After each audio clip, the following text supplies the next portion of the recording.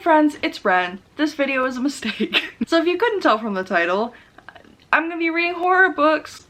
That is a decision I made with my human brain to do. I don't know what to say. For those of you who don't know, let me just get into a little bit about my relationship with horror. So I am so easily scared, and I always have been. But that did not stop me when I was younger from reading all of the go-tos. You know, I read Goosebumps, and when I was older I read the R.L. Stine, like, older teen chillers where they were also, like, sleeping together and drinking. And the thing is, I really loved those stories. Like, I loved them a lot. I, in general, like horror as a genre a lot. The unfortunate thing is that I am so easily scared, it is not even funny. For those of you who don't know, I started listening to this podcast called The Magnus Archives, which is a horror podcast that is just truly excellent. But on the flip side of that, while I was listening to it for the first time, having trouble sleeping. I kind of developed a moment of insomnia because I was just so, like, I had so much leftover fear from engaging with it. And I would only listen to it during the daytime. I wasn't listening to it at night. It's not like, you know, I listened to it right up until bed and then took my headphones out. No, it was quite a few hours. So, like, fear has a lasting impact on me. Scary stuff has a lasting impact on me. So it's only natural that I should read 3 horror novels this Halloween season. So let's get into what books I'm going to be reading. First and foremost, I have The Only Good Indians by Stephen Graham Jones. I know very little about this, but the prospect of, because this is a Native author and it focuses on the lives of Natives, this particular story, so that intrigues me a lot. I think that there's a lot of interesting things that can be done within that framework, so I wanted to pick this one up. I am pretty sure it's either some sort of monster thing. I think it's been described as cosmic in some way, Lovecraftian in some way. I don't know if that is suitable for what this is, considering I have not read it yet, but those words usually get me on board pretty fast, so that is why I picked this one. Next, I have The Haunting of Hill House by Shirley Jackson. I am very much into Shirley Jackson. I really wanted to pick up one of her books for this because I just think I've read a few of her short stories, The Lottery, obviously. I really wanted to pick up one of her novels for this, and I happen to have this one on my shelves already. Really interested to see how I feel about this one. I know everyone is so scared of the show. I don't know if this book is just as scary, but we're gonna find out together. And finally, I'm Thinking of Ending Things by Ian Reid. I believe is more of a psychological type of horror, which I like, but God, is gonna probably mess me up pretty bad. I've heard really nothing but good things about this book, and I really don't know what it's about, except for the fact that it is more psychological than, like, and more consistently unsettling. This is the one that I'm most scared of. This is the one that I am most intimidated by, so hopefully I will be able to sleep after reading this. So those are the 3 books that I have chosen to torture myself with this Halloween season. I'm not looking forward to this video. I'm just gonna say it. Like, I am, but I'm not, because I just know how horror affects me, and it is not in a good way. So we're gonna see how my mental health fares after this. Don't try this at home if you are anything like me. This is a very unwise decision. Thanks. So I've decided to start with The Haunting of Hill House. I'm about halfway through it. It's a very quick read. It's only 235 pages, so I'm not surprised that I'm updating you this late. It also feels like not that much has happened, but there's been a lot of, like, interesting establishing things. One of my favorite, like, very specific tropes, I guess, specifically in horror, but also just in general, I really like it when a setting, like a house or a city, seems sentient somehow. That is definitely the case with Hill House. I know that if you need another example, Mexican Gothic is like that. I just read Mexican Gothic very recently, and it definitely feels like the house is its own character. The I'm in Askew podcast, I know I always talk about podcasts, but that is literally the embodiment of that trope that I love. It's like the primary example of what I love about this specific horror trope. So Hill House is definitely like that. I don't know if I would say that it's alive, I don't know yet. It definitely has a lot of weird quirks to it. Hearing the explanation of like the way the house was built and how it's kind of like supposed to make people feel uneasy and off balance, I think that that is just really interesting. I love Shirley Jackson's writing style. I don't want to use the phrase compulsively readable because it feels like something that would be on a blurb, and I just don't want to be that kind of a reviewer, but it kind of is compulsively readable. Like, I'm going through it very fast. I haven't been reading a lot lately because I've been playing Hades, and that's pretty much all I've been doing. I am glad that I'm getting back into this, and it was such a great book because, again, Shirley Jackson is an amazing writer. So I'll update you guys later. I am not scared yet, and I know the whole premise is that I am easily scared, so the fact that I'm not scared yet, I don't know what that says, but I think that I'll get there. I feel like this setup is going very well. I definitely feel uneasy, if not openly scared, so we'll see how it goes in the future. I shouldn't be reading this at night, but that's exactly what I'm doing. So something not that chill just happened, and I am officially scared at 7:19 in the evening. I don't like things that scare me when I'm in bed. I don't know your ages, your age range, but when Paranormal Activity came out, one of the most famous images from that was that girl getting pulled out from her bed by her leg. The thought of anything coming for me while I'm tucked in, the audacity of any ghost. So something not that extreme, but something similar just happened where she was like scared, and I don't want to ruin it because it was really a moment where I was just like, oh god. So if you want to read it, I don't want to ruin that moment for you, but it was, like I said, not that chill. I am officially scared. I know that the whole point of this video is to be scared, or like the whole joke of this video is that I'm very easily scared, but I don't want to be scared. I don't want to be scared. So that's my update. I only have this much of the book left, so I'll probably finish tonight, foolish as that may be. So yeah. Moving on. I hate myself. So I'm going to be rating these books on their scariness in terms of my personal fear, but I would like it to be said, like I said last time on my last video, horror is not horror because it scares you. Just like a romance continues to be a romance even if you don't like the couple. Does that make sense? Because I keep getting pressed this month about people being like, well, is it actually horror? Does it count as horror if it didn't scare me personally? And it's like, yeah, it's the genre. It's a genre thing. It's not necessarily about your personal feelings. Moving on from that saltiness, this book did not particularly scare me. As you saw in the last clip, there was a moment where I was like, this might mess me up a little bit. But that moment passed, and then for the rest of it, it was just mostly unsettling. The thing that I would compare it to is Charlotte Perkins' Gilman, The Yellow Wallpaper. That is the closest comparison to the sort of unsettling but not scary, I guess, levels of it. I would give this book 2 out of 5 ghosts. That said, I really would encourage you to read it. It's pretty short, and I think it's a really interesting read, and I think it informs a lot of horror. I just love the way Shirley Jackson writes. Everything about her writing style is just appealing to me.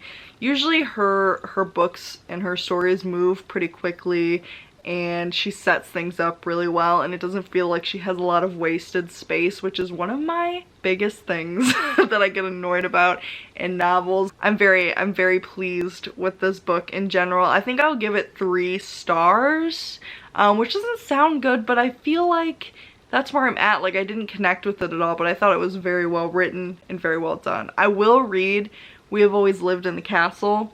That one seems even more so up my alley, but I just happen to have this one. I'm not sure what I'm gonna read next. My heart is telling me to never read. I'm thinking of ending things. Honestly, I'm so scared to read that one because Kat from Paperback Dreams said that it was very scary and very unsettling and that it messed her up. If you know anything about Kat, that is saying a lot. So I am stressed, I am concerned, I am a child, and I don't want to read it, but I have already committed myself to it by first buying it and then saying in this video that I was gonna read it. So I guess I have to do that. But I think I'm gonna read The Only Good Indians next, and then I'm gonna move on to I'm Thinking of Ending Things. So it can be the one that I read closest to Halloween. Hey guys, so it is the day before Halloween. I was hoping to have this video out today. I still have 2 books to read, so we're gonna see if that dream stays alive for even a second. I am about 25% of the way through The Only Good Indians. It is extremely good so far. I just really like the way that it's written. I'm really enjoying it. Nothing scary has happened really so far. There are definitely spooky things that have happened, but again, I'm only 25% of the way through, and the point is that I'm really enjoying it. So yeah, I don't know. I really like the way Stephen Graham Jones writes. I'm probably gonna pick up more of his books after this, even just based on this 25% that I've read. I'm ready to be scared. Hopefully I end this day just terrified, because I'm also gonna try to read I'm Thinking of Ending Things today. So to read 2 horror books in one day, that's a choice. Again, a choice that I made with my human brain. So we're gonna see how that works out, but I will keep you guys updated. So I am now halfway through The Only Good Indians. I'm still, well, over halfway through. I think I'm about closer to 60% actually. And it's still extremely good. First and foremost, I don't know that I explained it well or at all at the beginning of this video, but it is about these men, 3, I don't know if it's gonna touch on, because one of them dies like before the book even starts. But these 4 men went on a hunting trip and they saw something strange, and it's sort of following their lives years after that and sort of dealing with like the reckoning of that hunting trip. And something I didn't know is that it's almost like 3 connected short stories, and it follows each of these men's perspectives. And oh, it's just so good. Do you guys, I don't know if this is just me being an annoying English major, but like sometimes I read stuff and I'm just like, boy, do I want to spend an entire semester of college just critically analyzing this. That's definitely how I feel about this book. Like there is so much packed in there, and I've seen some complaints where people have been like, well, it's kind of slow, and like I get that, but at the same time, I don't think it's wasted space. This is coming from a character-driven reader, so if you're a plot-driven reader, you might disagree with me. A lot of people, well, not a lot of people, but a few people have. But as a character-driven reader, I think that it's important to establish these men's lives in a sense of normalcy, with like building dread, with building unease, and lead it into the things that happen. In terms of how scary it is, I'm not scared. This feels like gothic to me. This feels definitely more of a gothic horror leaning type thing, and gothic horror tends to lean towards unease and being unsettling, and making you feel off kilter, I guess. So it's not scary. There's definitely body horror. Definitely body horror, so if that's something that bothers you, you might wanna not read this one. I was listening to the audiobook, which I would like to say is extremely good. I really like the narrator for it. He just has a lovely voice. But I was listening to it in Target, and something happened, and I don't know how to talk about it without giving it away. It was a very brutal depiction of something that is already brutal. I'm being super vague because I don't want to spoil it, but I'm just gonna say it and put a spoiler thing here. It's not gonna be a huge one, but I just want you to be aware that I'm going to say something that happens, and it's a moment, and I don't want you to get spoiled if this is a book that you're interested in reading, which you should be. But someone gets scalped, and that even just like saying the word scalped is a very visceral image, and the way that it happens and the way that it like is described just made me gag in the middle of Target frozen food section. I want you guys to know that I am suffering. You don't have to worry about that. I'm suffering, I'm just not in a state of fear. Don't you worry. So yeah, that's where I'm at, over 50% of the way through. Maybe even over 60. I don't know where I'm at. I just know that I'm over halfway through. I'm pretty sure I'm gonna finish this book within the next few hours, which might mean I can finish I'm Thinking of Ending Things before the end of the day, and then I can have this video up on Halloween. Oh, sweet dreams are made of this. This book is so tense and stressful. I'm suffering. The way that I just stopped, first of all, inhuman strength on my part. You guys are welcome for this content. But also, holy shit, like, this book is just so expertly written. I'm like almost in tears from how stressed out I am. Again, you guys can take comfort in the fact that I'm suffering. My suffering is still part of this video, even if it's not in the way that I expected. I've yet to be genuinely scared, although I don't know if I can say that with any sort of confidence, because like, what is fear, right? I guess tension is a kind of fear because you're like afraid of something happening. You know something's gonna happen. It's just so like well paced in the way that it builds and then just punches you in the face, and you're looking straight at it's like you're looking at someone and you know that they're gonna punch you in the face and they're rearing back and you're just like stuck. So you get all of the impacts and you get all the fear from knowing that you're about to get punched in the face. I mean, oh, I love this book. It might be a 5-star. I can't fathom how to write like this. Like, oh my god, it's just so successfully done. I'm ranting and raving. It's just so good. It's one of my favorite books of the year. Oh. So I just finished, and it was so good. Like, 5 stars, first and foremost. A 5-star book, if I've ever read one. I could literally write a master's thesis just on this book. Oh, it was just so good. It wasn't scary, but it had its own, again, like I said earlier, I feel like tension is its own sort of fear, so I guess I don't know if I can classify it as completely not scary, but boy, it was intense, it was fantastic. I don't even know what to say.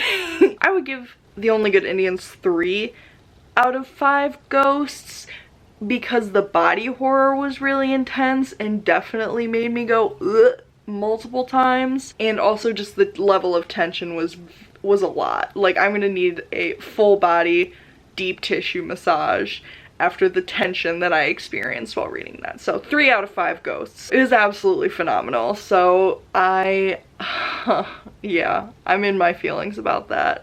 Unfortunately, I have no time to ponder because I am, as I said before, running very much behind. It is evening time, going into nighttime, and I'm gonna read I'm Thinking of Ending Things. And this is possibly the stupidest decision that I've made in a while. Other than just straight up reading this book, which is a stupid decision for me in and of itself, to read it at night, I have no self-preservation instinct, clearly. I'm Thinking of Ending Things, as I said, is probably going to be the scariest one, which is why I'm not looking forward to reading it, but I'm going to anyway for content. I will let you guys know as soon as I'm scared. That'll probably happen quickly. See you guys then. I'm only 25 pages in. Fuck this book. I hate it. I hate it. I knew this one was gonna wreck me, and it already is. It's just already hitting on things that like scare me historically. I hate this. I hate this. So sorry if you can hear talking or laughing or anything. My mom and my brother are watching Great British Bake Off, which I have to say is kind of a weird background noise to my reading of this book currently. I'm officially at the halfway point. This book is so weird. It's very stream of consciousness in a way that I haven't really read before, like to a level I guess that I haven't really read before. It's, as I said at the beginning was very freaky for me. Like I was really not enjoying it. It's gotten definitely more vague in its creepiness, and things are just weird. Things are just kind of happening and you don't know why, and the narrator doesn't know why, but the narrator is also kind of weird. And it's a weird, like, I know I keep using the word weird, but it's weird. Like, I don't know how else to describe it. I don't know if I enjoy this writing style. I'm flying through it. I know I've said that about all of these, but I feel like horror is a genre where it's really easy to just fly through books. This one in particular, though, is very... it's very quick. Partially, I think, because it is stream of consciousness type writing, it makes it easy to just go. You know what I mean? I'm definitely gonna finish it tonight. Probably within the next hour and a half, I would say. It's definitely going by quickly for me. We're gonna just continue. We're gonna power forward and try to finish this tonight. As unwise as that may seem. Update. Fuck this book. I hate it. I hate it. I hate it. I hate it. I hate it. I hate it. I hate it. I hate it. I hate it. I don't want to keep reading it. I should have read it first. But I like pain, I guess. And now I'm here reading this at 9 p.m. like a fool. I'm deeply unhappy. I know I keep stopping, but what is going on? If you have read this book, what is going on? Do you know what I mean? Like, I don't understand what's happening right now. My brain feels like mush. I'm just in a constant state of terror. I don't like this. This is a bad experience. I don't like feeling scared. And that's how I feel right now. I don't want to be scared anymore. But I also kind of want to know what's going on.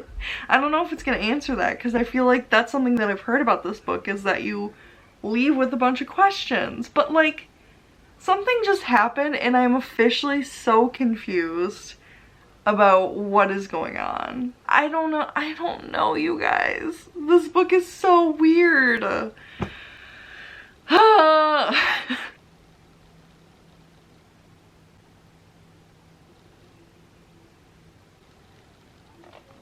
What is happening? I know I keep saying this, but what is going... I am more confused than scared at this point. Say it with me. I'm confused. Honestly, I was gonna release this video today, but I don't think that I can. Because what am I supposed to say?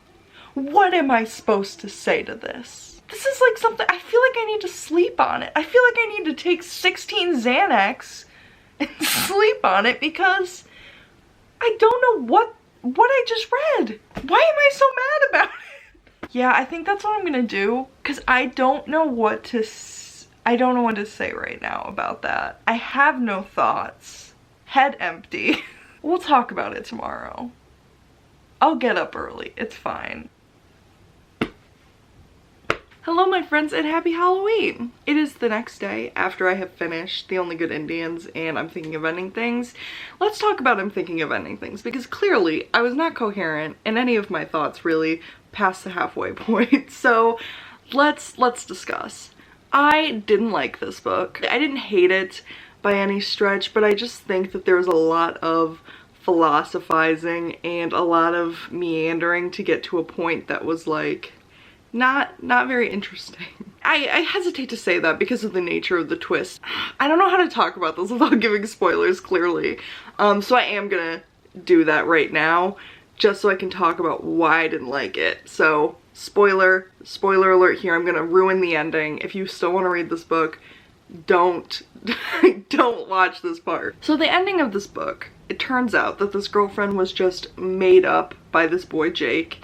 in a sort of thought experiment, I guess, to think about what his life could potentially be like and if it could lead anywhere except for this point where he is considering killing himself. It felt like everything that I read was kind of for nothing, and I don't like to feel that way. And I get that it wasn't actually for nothing because it was all building up to this point and it's supposed to be like, oh, I want to go back and like look at the details and such, but I just didn't think that this ending was interesting enough for me to want to go back and think about everything that I read. It made me just feel like, oh, so all of the just like going over their relationship and all these stupid minute details about Jake, it was just for nothing. I wish that I liked it, and because I think that it does something interesting and I think it does something new, but at the same time I just don't like it. So I'm done with spoilers now. The point is that I didn't enjoy the twist at all, and I didn't enjoy the effect the twist had on the rest of the book and the way that I thought about the rest of the book. That's the most salient point that I can make about why I didn't enjoy this. And once I got to the twist, it kind of felt like I went through all of this like minutia and boringness for nothing. That's how I feel about this book. I will give it 4 out of 5 spooky ghosts because it really freaked me out. I stayed up very late last night because I couldn't sleep because of just the combination of both of the books, I think, kept me up because I was so scared. I mean, a lot of people enjoy this book, so I'm not gonna say don't read it or do read it, just follow your heart. So that is it. I've read all these books now. I'm gonna go over them real quick just to summarize my experience. We have The Haunting of Hill House by Shirley Jackson. This one I gave 3 stars. Pretty spooky, more uneasy than anything. I compared it to The Yellow Wallpaper before and I kind of stand by that. This is definitely a horror classic and I would definitely encourage you to read it if you are interested in horror. I feel like it's definitely a sort of staple that you should read in order to understand the genre better. Next, I read The Only Good Indians, which 5 stars. A phenomenal read. Absolutely loved it. It was kind of spooky, more so tense than anything. I am worn out from how tense this was. I am emotionally drained from how tense this was. I cannot recommend this book highly enough. It does have a lot of body horror in it. If you can withstand that, I think it's absolutely worth reading. Chef's kiss. I get 1 per video and I'm using it on this.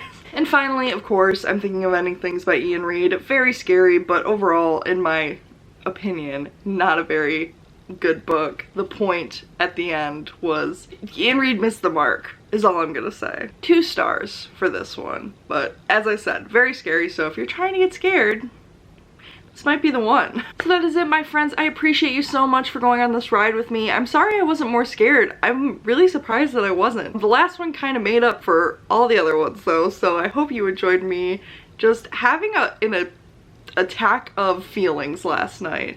Anger, fear, all of it. The most primal feelings of all. So I hope you guys have an absolutely wonderful Halloween and I will see you next time. Bye!